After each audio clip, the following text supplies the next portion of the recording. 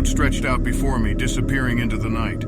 I stood on the side, thumb outstretched, hoping to catch a ride to the next town. The darkness wrapped around me like a thick blanket, and a chill ran down my spine, a mix of anticipation and unease. I knew hitchhiking could be risky, but with no other options, I had to take my chances. Minutes turned into hours, and despair crept in. Just when I was about to give up, a pair of headlights cut through the blackness, illuminating my face. The car pulled over, and I felt a rush of relief. I jogged up to the vehicle, peering inside to see an older man with a kind smile. "Need a lift?" he asked, his voice gentle. I nodded and climbed into the passenger seat. The car was warm, the engine humming softly. As we drove, the man introduced himself as Mr. Thompson. He seemed friendly, his stories engaging, and I found myself relaxing. But as the minutes ticked by, a strange silence settled between us, as if something unspoken hung in the air. I peered out the window, noticing we had left the main road, entering a desolate stretch of highway.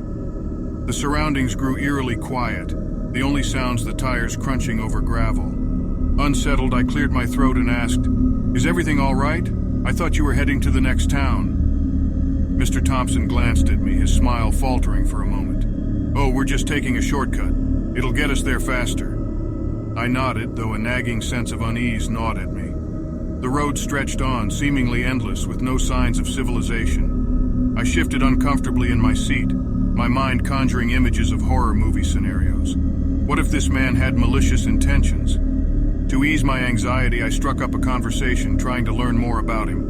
But the more I probed, the more elusive his answers became. His past, his family, everything seemed to be shrouded in mystery. Red flags waved in my mind, urging me to escape, but I was trapped in the confines of the moving vehicle.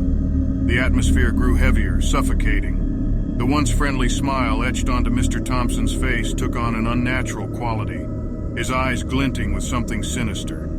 My heart raced as I noticed his hands gripping the steering wheel with an intensity that belied his calm demeanor.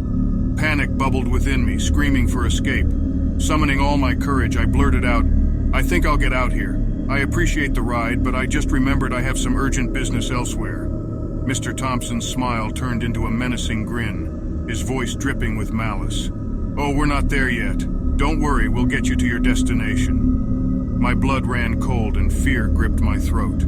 This was not the ride I had expected, and I knew I had to escape before it was too late.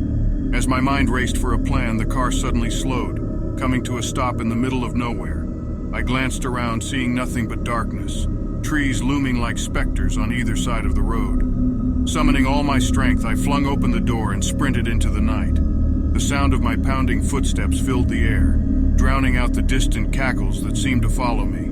Branches whipped at my face, drawing blood, but I pushed forward, praying for salvation. After what felt like an eternity, I stumbled upon a gas station. Trembling, I begged the attendant to call the police, recounting my harrowing encounter.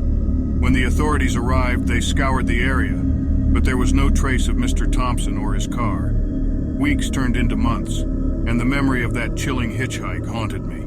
I couldn't shake off the feeling that I had narrowly escaped something truly sinister. I vowed never to hitchhike again, forever haunted by the night when darkness took the wheel.